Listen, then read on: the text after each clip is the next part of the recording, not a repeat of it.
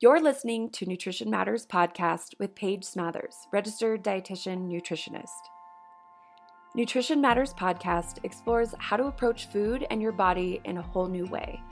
I interview people who share stories and expertise in rejecting diet culture, making peace with food, and discovering a more positive, realistic, and sustainable approach to health and well-being. I'm Paige Smathers, registered dietitian nutritionist, and owner of Positive Nutrition, an in-person nutrition therapy practice in Salt Lake City, Utah. I offer free resources, including this podcast, a blog, and posts on social media. If you're local to Salt Lake City, check out our services and availability for appointments, and keep your eyes out for in-person groups on mindfulness, intuitive eating, body image resilience, and more. Go to positive-nutrition.com and hit subscribe if you'd like to keep in touch. I also offer online courses covering topics like the science of nutrition, mindfulness, and healing your relationship with food. Check those out at positive-nutrition.com/academy. If you like what you hear on the podcast, you can make a difference by leaving a review, sharing with friends and family, or making a donation. Thank you so much for your support.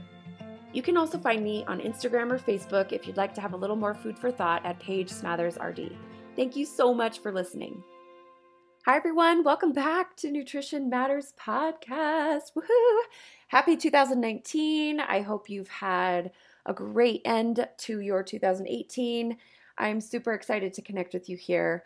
I'm excited to share what my 2 months without podcasting has been like for me. I hope that this episode doesn't feel like I'm being a little bit too self-indulgent by talking too much about myself, but I do want to share an experience that I had, and I hope sincerely that this connects to things that feel relevant in your life. I want to kind of give you an inside scoop into how something works in a field that all of us are very familiar with, because I have some personal experience now, and I thought I would share.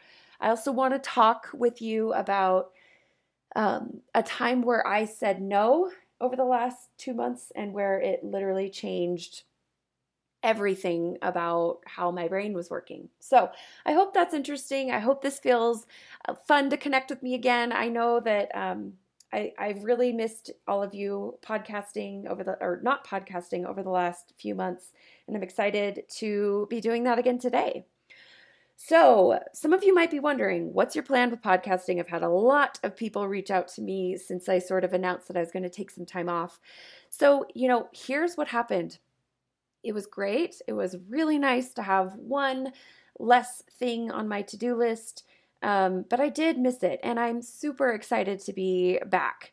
However, I've decided that what I want to do is I'm pretty sure that where I'm going to go is I'm going to podcast every other week, and I'm going to blog every other week. Because what I was finding is that podcasting was taking so much of my time and energy that I wasn't really able to find time to blog as much as I wanted to. And for me, writing is such a cool expression and such a fun way for me to explore my feelings and thoughts and to express myself. And I don't want to lose that. I don't want to miss out on that opportunity. So, there are people out there who really prefer blogs, people out there who prefer podcasts, and I thought that what I could do is sort of have one thing that I do each week outside of my practice, and one week it will be podcasting, and another it will be blogging. So keep your eyes out for the blog as well. That's on my website, positive-nutrition.com. So that's what to expect from here on out. I do reserve the right to change my mind, because I just reserve that right. So I wanted to share with all of you what has happened over the last 2 months, and where I titled this episode, The Magical Power of Saying No. So to be totally, totally honest with you, I am not going to name names here. I'm not going to call any particular institution out, but I am going to give you a little bit of an inside scoop into what's happened for me over the last 2 months, and I think it should be interesting to you. So here it goes. So the original reason that I took the 2 months off was because I was actually going to be writing a book. And I wanted to clear my schedule as much as possible to really be able to dive into the process. So that's where this came from originally. And long story short, I have been talking back and forth with a couple different publishers, and then one specifically for the last maybe good part of a year. And what has transpired over the last couple months has been very, very, very fascinating.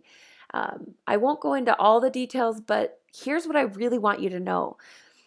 When push came to shove, I was standing firm in I will not be promoting gimmicky dieting things. I will not be promoting intentional weight loss efforts because we really don't have the evidence to support that. And that is not true to my ethics, my brand, my philosophy. And I let them know right up front that this is very important to me to stay true to what feels right and what feels true to me.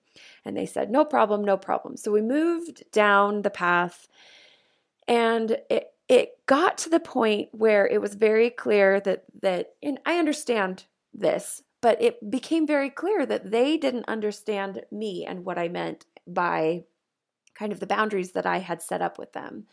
So I got into this position where I had to decide, do I take this really cool opportunity to write a book, or do I walk away because there's a potential for this to be actually really not true to me?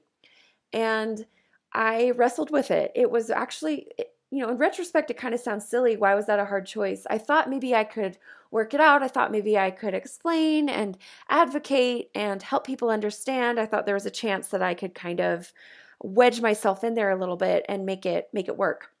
So that's really what was hard for me, was thinking, oh, there's a chance that this could work, and how cool would this be for me as a career opportunity, as an honor to even have someone think that my voice is worthy of publishing.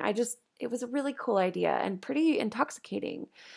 So when push came to shove, there was just a very much non-alignment in what I wanted to say and what the publisher wanted me to say, and I had to walk away. And I was calling everybody I knew to offer me support and to tell me what they thought I should do. And over and over again, people were like, just listen to your heart. It's okay to say no. Other opportunities can come around. And so I got brave, and on a Friday afternoon, I sent the email and I just said, look, I have to walk away. This isn't aligning. Good luck with your book, but I'm a little nervous for you because I don't think that you're really staying true to these ideals. And I was stressing about it. I was losing sleep. I was feeling like maybe I was making the wrong decision because maybe I should just try to work things out. And do you want to know what happened? What happened was, my brain that Friday, I went to bed, I felt good, I felt positive. Immediately, it was like, why was this a hard decision for me? Why was it hard for me to even think that maybe saying no was the right thing? Of course it's the right thing to say no. And I woke up the next day, it was a Saturday, and all of a sudden, my brain, these topics that I had been wrestling with, these tasks on my to-do list, this big looming project that I had no idea what direction I wanted to go in. I was feeling total analysis paralysis about this project. All of a sudden I was like, I know exactly what I want to do. I know exactly how I want to say it. I know exactly what this is going to look like. And boom, I'm ready to tackle it. So it was the coolest thing. I know that I'm using kind of big words here in terms of it might sound like I'm over exaggerating, but I literally felt like I had a brain transplant. So from the time of about April of 2018 through December 2018, I had this looming book project in my head that I wasn't telling people about because I wasn't sure if it was going to work out, and I wasn't sure exactly what I wanted to say. And meanwhile, I was rebranding my business. I had to redo my course that I had published a couple years prior.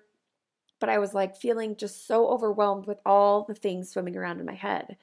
So fast forward to when I said no to this book project. I just walked away. All of a sudden I was like, I know exactly what I want to do. My brain is so clear. I feel like I have a new brain. It was the coolest thing in the whole world. It was nothing short of a magical experience. It felt magical to me because I all of a sudden just had such clarity. So I spent the month of December working on this new course, and I knew exactly what I wanted to do with it, and it all just became so clear to me. So this course, you may have heard me talking about this on social media, or maybe you're on my email list. This course is a brand new course that I'm calling Positive Nutrition for Life, Heal Your Relationship with Food. This is the rebrand. If you've been following me for a while, you'll remember that a couple years ago, I made a course called Educate, Embrace, Empower: How to Unlock Your Inner Wisdom to Become Your Own Eating Expert. So I rebranded the course. I made it better. I enhanced it. I really poured my heart and soul into it. And it was the coolest experience to be able to feel like this big looming project that I knew I wanted to do, but I wasn't sure how I wanted to do it. The very day that I say no to this other big project, all of a sudden I have such clarity. So I know I risk kind of sounding like I'm just sharing about me and, kind of oversharing and kind of being a little self-indulgent here. I'm hoping that this connects to you in a couple ways. I'm hoping that me sharing this story helps you know that sometimes saying no may just be the most empowering, positive, helpful thing you've ever done. Also, I want you to know that it's kind of sad to say, but I have personal experience now that I feel very confident that publishers, books, things that you're seeing out being published may or may not have your best interest in mind, may or may not really care what the essence of intuitive eating is, or the essence of making peace with food really means, or really have sort of a sense of what's fair and what's right and what's ethical. I know this might sound tropey, like, duh, Paige, how do you not know that? And I do know that, maybe some of the stuff that's out there that's published is just gimmicky, or is kind of not really worried about the science. It's really more worried about what sells and what makes money. I get that. But I now have this personal experience with really seeing this in real life. And it was pretty shocking because I advocated and I tried to explain and I tried to hop on phone calls and help to reword and help to refocus and kind of make this project be the very most ethical and positive and truth-oriented thing possible. And I was met with deaf ears. I was met with, we don't care. We want you to say this. So as you're navigating your experience around things you're reading and things that people are trying to sell to you and all of that stuff, I just encourage you to really remember that this is all a business, and people are making money off of your insecurities. People are making money off of the work of activists who are putting themselves out there and trying to advocate for changing the culture around bodies, around food, around health and nutrition. And we really just would do better to be a bit more skeptical, a bit more critical of the things that we're consuming, including this podcast. I'm not trying to say that, I have it all figured out, so listen to me and don't listen to anybody else. I actually really invite you to critically consume this podcast, just like I'm inviting you to critically consume books you buy or people you follow on social media. I include myself in that when I'm asking you and pleading with you to be critical and skeptical. So I'm sharing with you this story of, I think, taking some time off was great for me. I am renewed and refocused and so excited to share a podcast with you just about every other week. I'm planning on doing maybe a little bit of a mix of me just talking about a topic and then also me interviewing somebody. I've gotten feedback that a lot of you seem to really like when I explore a topic sort of on my own, and then a kind of a mix of interview style versus me exploring a topic. If you have feedback about that, I'd love to hear. I'd love to know what your opinion is. But so far, a lot of people have told me that that it's helpful to kind of have both. So that's my plan. Every other week with the blog, or with the podcast, every other week with the blog. Feel free to check out this brand new online course. I stand behind it. I think it is really, really good. I'm excited about sort of helping people walk away from the trap of trying to not diet and trying to really dive into this world of, well, what do you actually do instead? What does it mean to heal your relationship with food? What does that look like? How do you move beyond just trying to not diet, and how do you move into what do you actually do? So the course, just a brief overview, the course dives really deep into the physiology and the psychology of why diets don't work. And then we go into how do you rebuild a healthy relationship with food? And the 4 pillars of a healthy relationship with food that we talk about are mindfulness, body liberation, intuitive eating, and then positive nutrition. So each of those pillars we dive into really in depth. And in the intuitive eating pillar, I actually walk you through the book. So I ask everybody who takes the course to purchase a copy of the intuitive eating book. I walk you through each of the principles, and I ask you to read each of them before you watch the course about the principles. This is based on years and years of feedback from clients who tell me that they love the intuitive eating book, but it can get kind of confusing, and a little bit of help to get through it can be helpful. So I give that to you in the 3rd pillar. And then the 4th pillar is all about how do you actually create a positive approach to food? What does that look like? How do you approach food and nutrition in a positive, realistic, and sustainable way? So the course has an interactive component where you can join with others in the community of folks who are taking the course to ask questions, to explore. I pop in there, I answer questions, I provide support and encouragement along the way.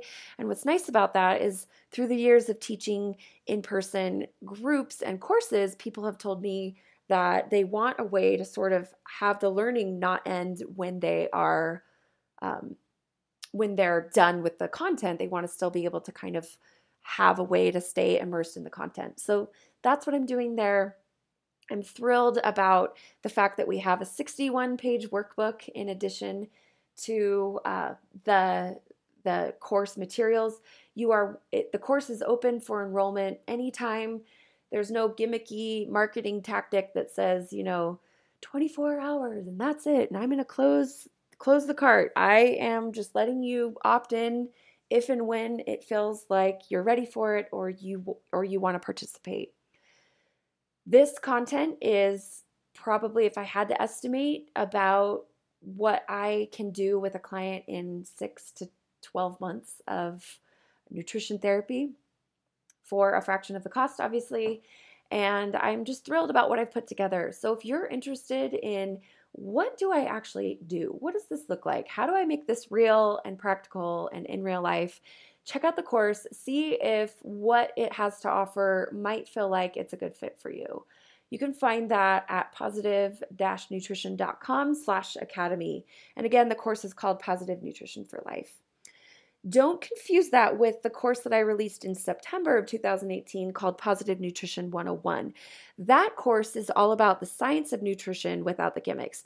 So that's diving into topics like metabolism, nutrients, micro, macronutrients, gut health, exercise, grocery shopping, all of those types of topics, a little bit more when you're ready for the gentle nutrition side of intuitive eating. So feel free to check both of those out, see which one might feel like a good fit for you. And again, if you've gotten anything out of the podcast through the years, that the course is the podcast, really, really way more in depth and way more practical, way more, okay, let's talk about how this looks in real life. So again, I just want to encourage all of you to critically consume your media around nutrition and health and otherwise. I want to encourage you along the path where you're walking, whether it's trying to work on body positivity, or if you're working on your own approach to food, or if you're in eating disorder recovery, or if you are recovering from chronic dieting, I'm here for you. I feel for you. I see you. And I'm so excited to support you along the way, however that looks, whether that's the podcast or the blog or social media or in one of my online courses, or even if you work with me in my practice in Salt Lake City. Thanks for being here. Thanks for being a supporter and a listener of the podcast. It means the world to me. All of you are some of the most fantastic humans in the entire world. I'm glad you're in my life. I'm glad I'm in yours. And I hope that you have a fabulous 2019. I look forward to connecting with you in a couple weeks for our next podcast episode. Take care. Well, I sincerely hope you've enjoyed this conversation. If you haven't already, please go ahead and leave a review on iTunes. Thanks again so much for listening, and we'll see you soon for another episode.